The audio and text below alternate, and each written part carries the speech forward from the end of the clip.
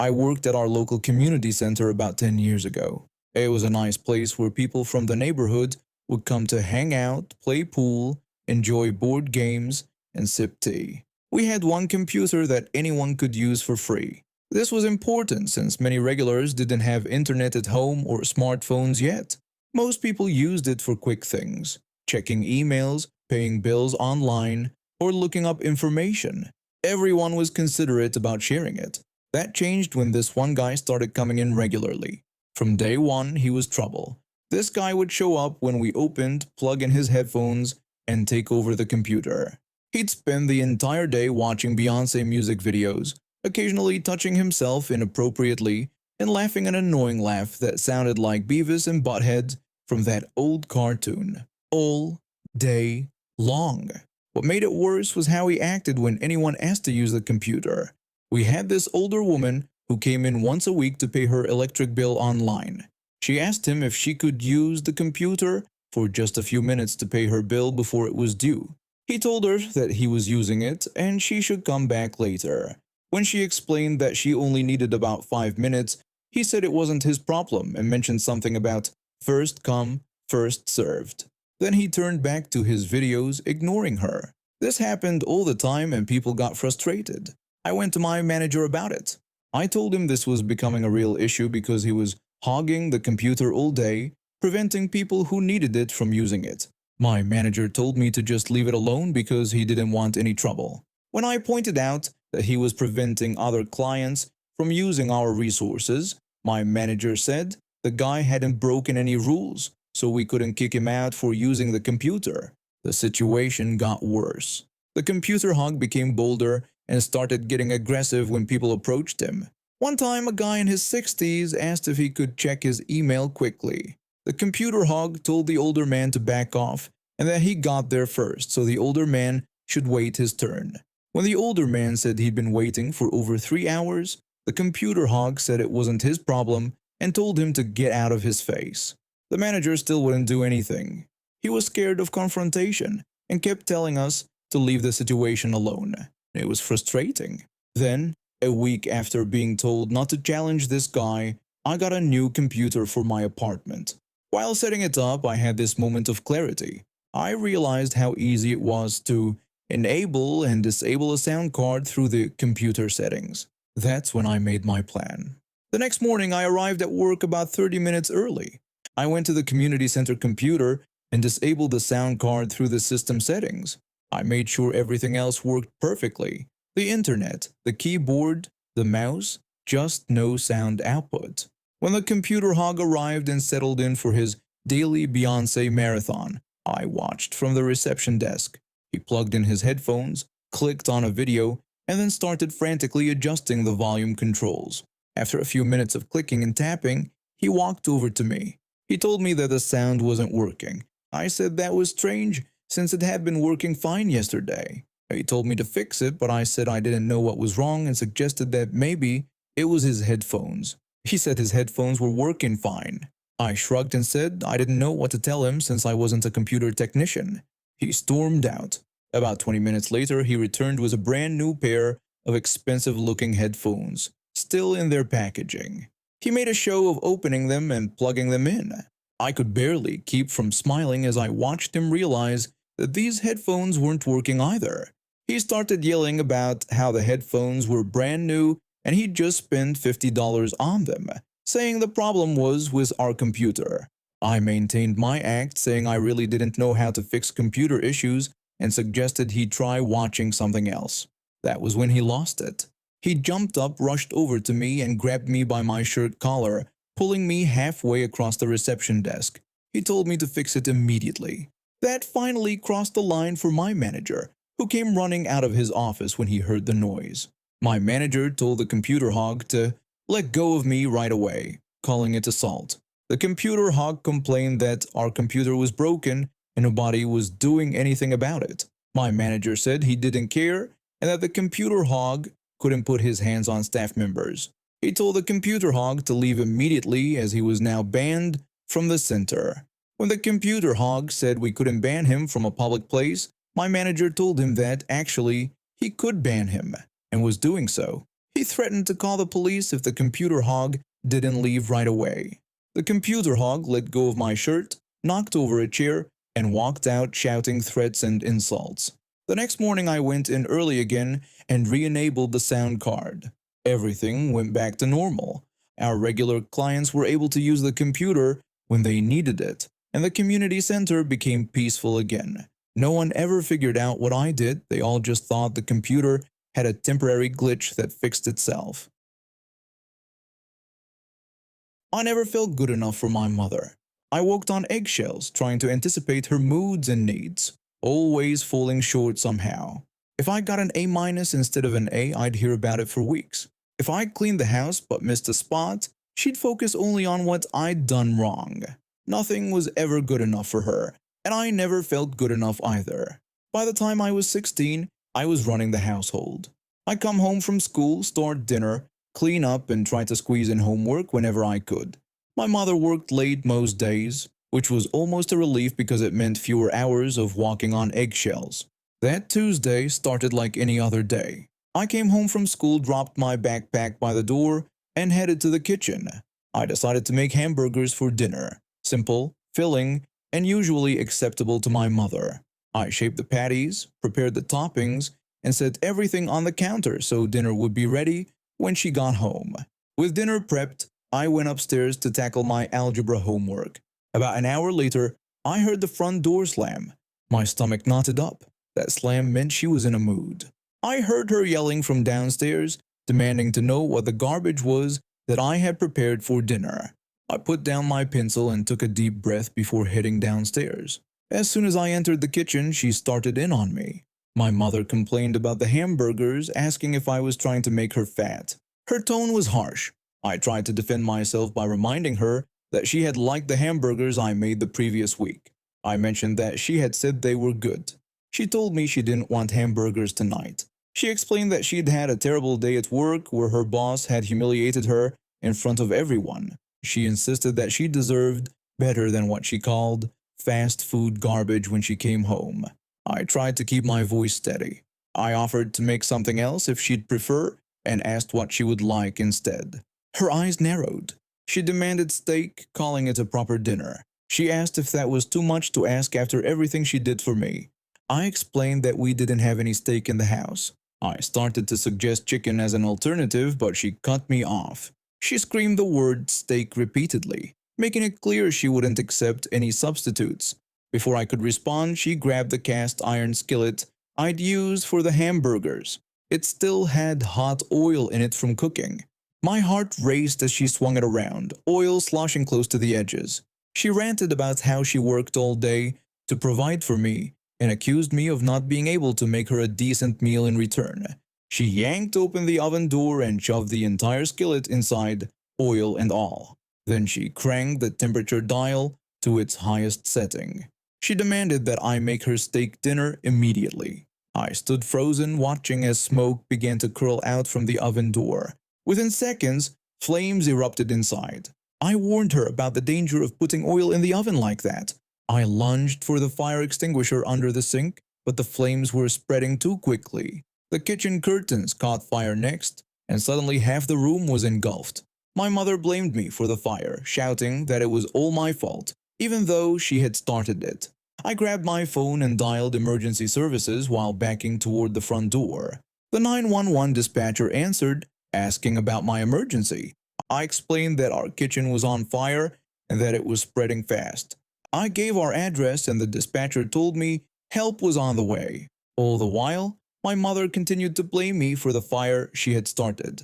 The fire trucks arrived within minutes, sirens blaring. Firefighters rushed in with hoses and equipment, while a police officer led me safely away from the house. Through the chaos, I could hear my mother screaming at the firefighters. She was telling the firefighters that I had started the fire because I was angry she didn't want my hamburgers. The police officer looked at me and asked if what my mother was saying was true. I shook my head, tears streaming down my face. I explained what had really happened, that she had thrown a hot skillet of oil into the oven because she wanted steak instead of hamburgers. The firefighters eventually got the blaze under control, but our kitchen and part of the dining room were destroyed.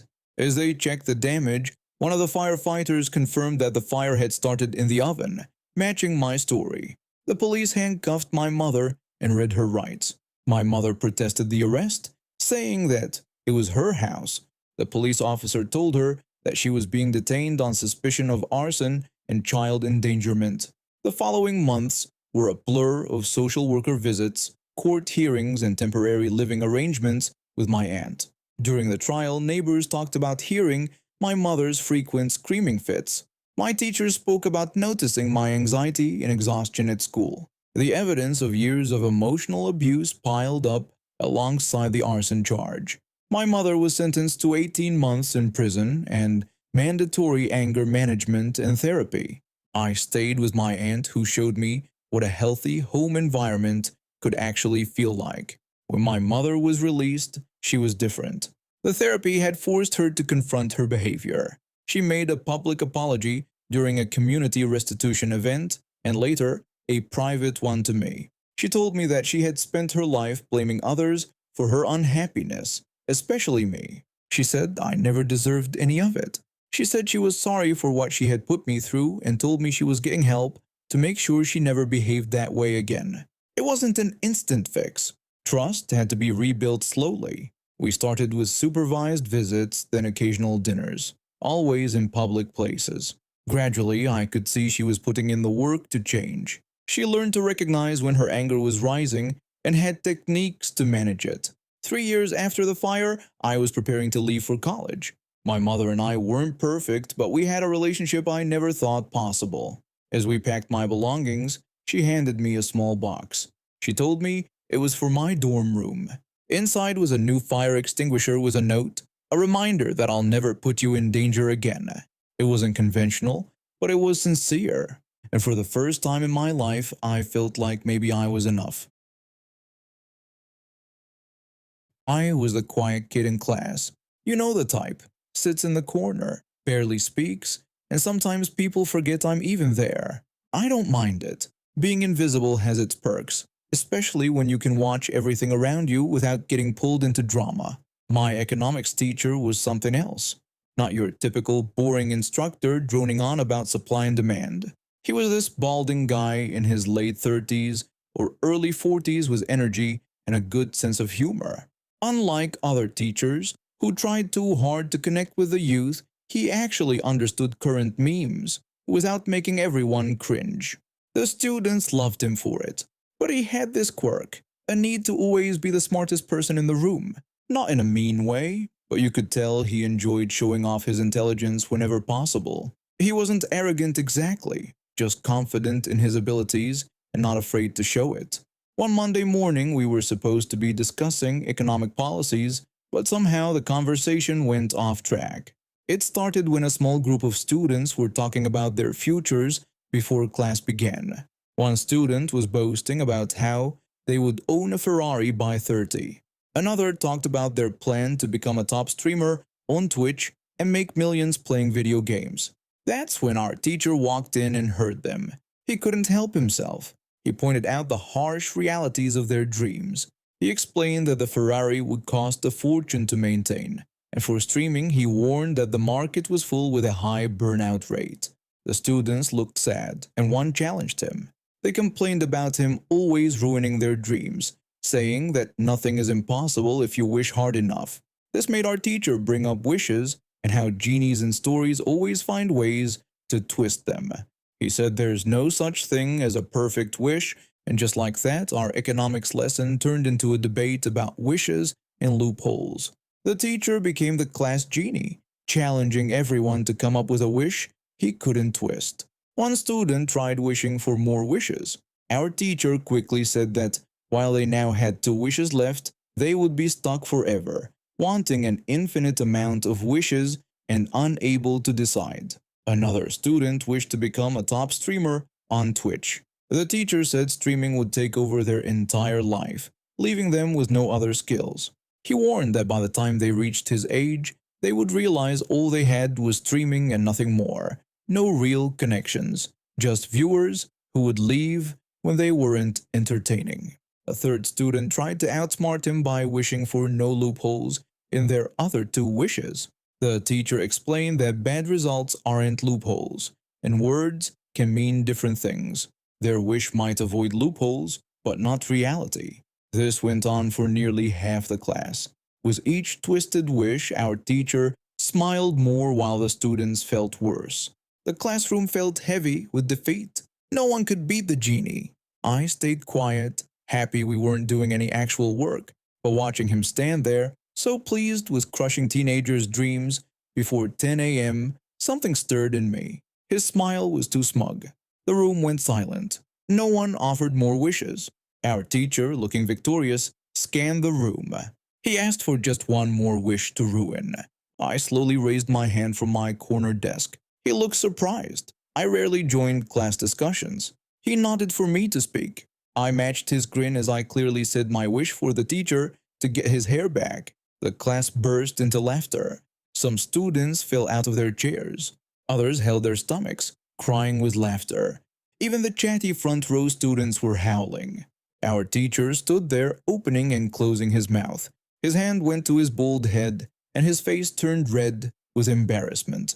After trying to speak several times, he finally said he didn't want to do this anymore. He tried to save the situation by turning it into a lesson about being careful what you wish for and hidden results of our desires. But everyone knew what happened. The genie had been stumped. I never got an official response to my wish. He avoided answering whether it could be twisted or not. But the way other students looked at me afterward made me feel like I'd won something valuable. For the rest of the term, when our teacher got too cocky, someone would mimic combing hair, and he'd tone it down. It became our class joke. And me? I stayed quiet as always, but I wasn't invisible anymore. I was the kid who beat the unbeatable genie with the perfect wish. I'm only 5 feet 5 inches and was never more than 125 pounds in high school. My mother has struggled with her weight since having her first baby. She stands at about 4 feet 8 inches but has always weighed close to 200 pounds. Our family ate out weekly, but until I was around 15, I had to order from the kids' menu for children 12 and under. Once I outgrew that option, I always had to share meals, either with one of my sisters because we were smaller than other kids our age, or with my mother, who claimed it was portion control for her weight loss plans. When I turned 19, I joined the army. Basic training added 11 pounds to my frame, and I gained about 6 more after that, stabilizing at around 142 pounds. The military changed my relationship with food. For the first time, I was eating full adult portions regularly. This incident happened during a visit to my parents after I left the army. They took me out to eat at a local restaurant. As we looked at the menus, my mother asked if I wanted to share some fajitas. I noticed they offered a platter for 2 people, so I agreed. My mother was born in the United States but moved to Mexico when she was young before returning as an adult. Her English has a heavy accent and isn't always perfect. When the waiter came, she pointed at me and told him we would have fajitas and that we would share. The waiter nodded and took the rest of our order. When the food arrived, it was amazing. My mother kept saying how delicious everything was. I agreed they were good, and she told me to try some with the guacamole. Thanks to my military routine of push-ups, sit-ups, and running, I could eat plenty of food. We finished those fajitas completely. I even ate all the grilled vegetables. Nothing remained. Everything was fine until the waiter brought our bill. My mother's expression changed when she saw we'd been charged for the fajitas for 2 platter. My mother said she didn't feel well and thought she ate too much. I told her the food was great. She asked why the waiter couldn't get the order right and if I was okay after eating all that food. I was used to her complaints, so I took it in stride. I told her I was fine and enjoyed the meal. I added that I was glad we got the order for 2 because 1 wouldn't have been enough. My mother said we were being overcharged and she would make it right. The waiter came by and asked if everything was all right. My mother told him she had ordered fajitas for 1 person, not 2. She said he misunderstood her when she said we would share 1 order. She added that her stomach hurt because she ate too much. I wanted to disappear from embarrassment. I kept my head down, unable to look at the waiter. From the few looks I took, I could tell he was confused. He kept looking between my mother and our empty plate. The waiter told her he couldn't offer compensation when the entire platter had been eaten. He pointed out there was nothing left. My mother told him this was unacceptable and asked to speak to the manager. The waiter left to get his manager. A man in a button-up shirt approached our table and asked how he could help. My mother told him again how the waiter had misunderstood her order and how we were being overcharged for food we didn't want. The manager told her he understood, but the platter was completely empty. He said it looked like both of us had enjoyed the meal. My mother told him that wasn't the point and said she was trying to watch her portion size and the waiter had made her overeat. After several more minutes, the manager told her the best he could do was offer 10% off that dish and asked if that was okay. My mother agreed. When the manager left, she was still angry. She asked me in Spanish if I could believe that and if I thought she was right. I told her no, she wasn't right. I told her I also thought we were ordering fajitas for 2 people. I said that's what I agreed to when she asked if I wanted to share. I added that I enjoyed the meal exactly as it was. She got angry and didn't speak to me for the rest of the meal. That incident happened over 30 years ago, but my mother still brings it up. She uses it as an example of my inability to stick up for myself and my refusal to support her. What she means is that I didn't back up her lie to get a discount on a meal we both enjoyed and finished. Some things never change.